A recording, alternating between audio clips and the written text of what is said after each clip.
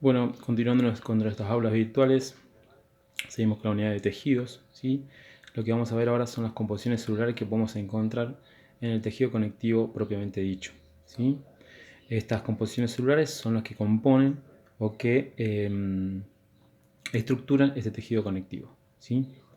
El primero que vamos a ver, ¿sí? Vamos a hacer toda una composición celular. El primero que vamos a ver se llama fibroblasto. Fibroblasto.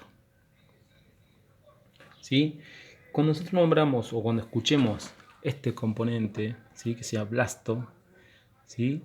Significa joven y secreción, ¿sí? Secreción de sustancias jóvenes o célula joven, ¿sí? Es una célula entre todo joven y que segrega en realidad una sustancia, ¿sí? ¿Qué va a segregar en este caso? Fibras, ¿sí? Por ejemplo, cuando nosotros veamos en los otros tejidos, en los tejidos especiales, por ejemplo, que vamos a ver el tejido adiposo, por ejemplo, vamos a ver los adipocitos y toda la partecita de células, vamos a encontrar, por ejemplo, otras unidades que tengan esta nomenclatura blasto, ¿sí? En la parte cartilaginosa vamos a encontrar los controblastos, ¿sí? Que son de secreción de células de cartílago.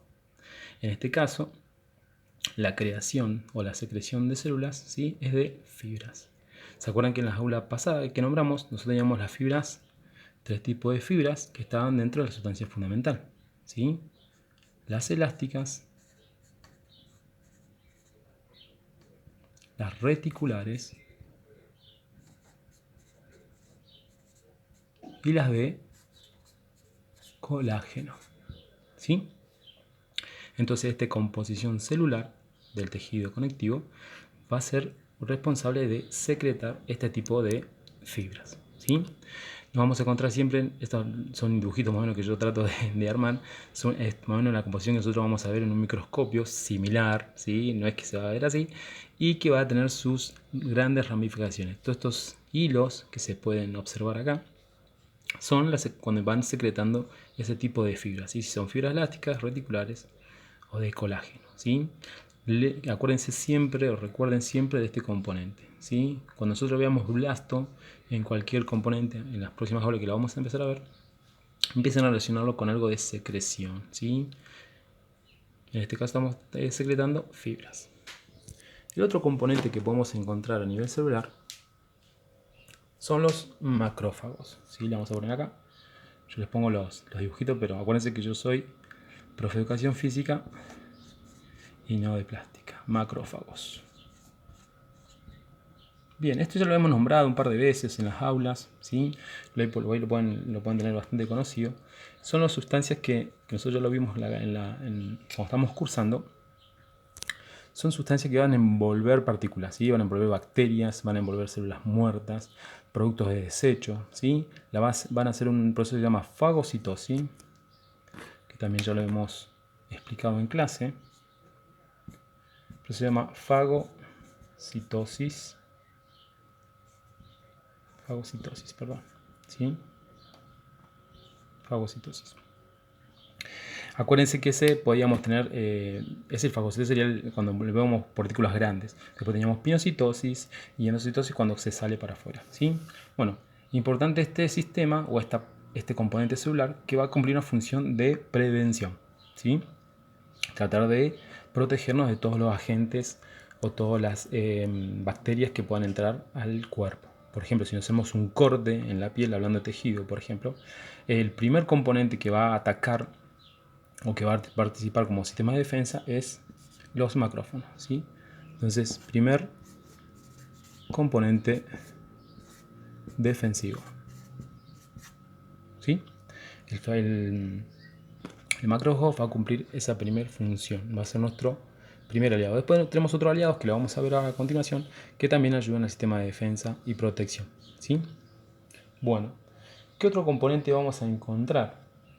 Otro componente importante que nosotros vamos a encontrar tiene esta formita, ¿sí? Y este componente se llama mastocitos. Mastocitos. ¿Sí? Mastocitos. ¿Qué va a tener de particular este componente? Este componente lo que va a tener de particular, va a tener dos en todo su interior, ¿sí? En su grosor, va a tener gránulos o propiedades de dos partículas, ¿sí? Dos sustancias principales. Una se llama heparina y la otra se llama histamina. ¿Sí? ¿Qué función van a cumplir estas dos sustancias? Una va a cumplir una función anticoagulante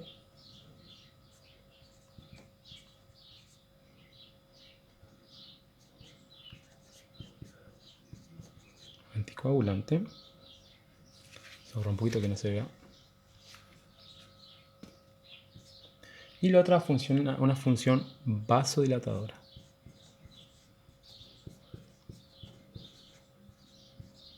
¿Sí? Vamos a hacer un ejemplo, por ejemplo, ¿sí? Imagínense que yo tengo, vamos a dibujarlo acá abajo, después vemos esa unidad, ¿sí? Imagínense que yo tengo un macrófago, ¿sí? Ese macrófago, ¿sí? Nosotros tenemos un tejido. Vamos a poner un endotelio, una arteria, ¿sí? Perfecto. Y tenemos del otro lado, o conectado, un tejido.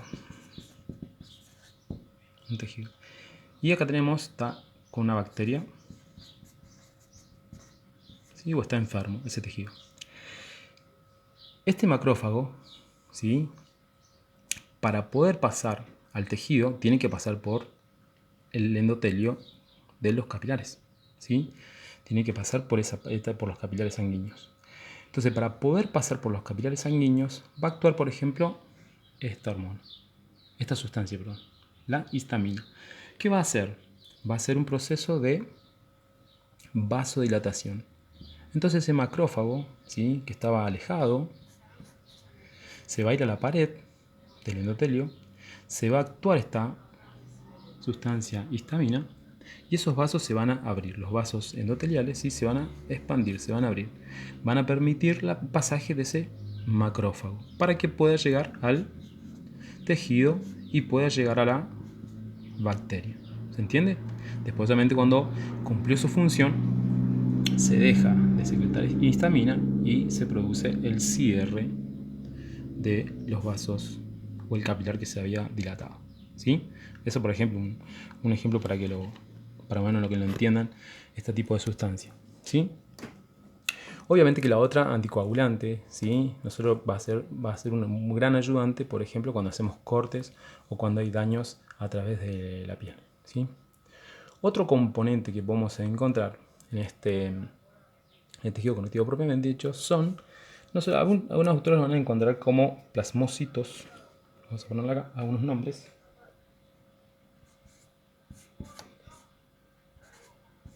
Plasmocitos. Vamos a cambiar de marcador así se ve mejor. O algunos le dicen células plasmáticas. ¿Sí? ¿Qué van a hacer estos plasmocitos o células plasmáticas? Van a hacer composición, ¿sí? De anticuerpos. Van a generar, vamos a poner acá, generan anticuerpos. ¿Sí? Entonces son un gran aliado, ¿sí? De los macrófagos. ¿Sí? Son otro componente más, otra barrera, otro ayudante de lo que serían el proceso de protección, ¿sí? De bacterias o protección de agentes patógenos. ¿Sí? Bueno, otro componente que nosotros ya por lo menos también conocemos dentro de nuestra alta jerga son los adipocitos. ¿Sí? Adipocitos. Estos adipocitos van a tener una característica, ¿sí? Acuérdense que tienen un citoplasma y tienen un núcleo. Toda esta vacuola, o este saco, que le podemos decir nosotros, va a estar lleno de grasa. Más específicamente, triglicéridos. ¿Sí? Que eso cuando veamos tejido adiposo, los vamos a ver con mejor detenimiento. Si nosotros tenemos varias lipoproteínas, esta sería una lipoproteína con 3 componentes de glicerol, ¿sí? Pero eso lo vamos a ver más adelante. Importante que ustedes reconozcan cómo es la composición celular, ¿sí? del adipocito, ¿sí?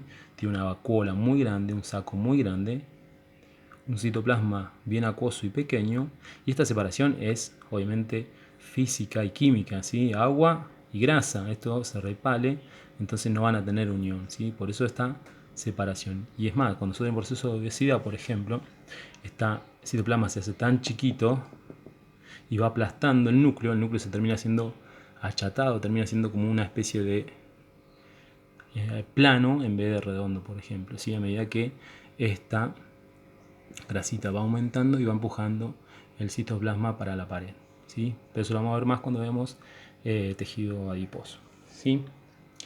Y el último componente que vamos a encontrar se llama mesenquimatosas. ¿Se pone acá? Mesenquimatosas. La propiedad interesante de este componente es que puede transformarse o diferenciar en otros patrones celulares, ¿sí? Vamos a poner acá.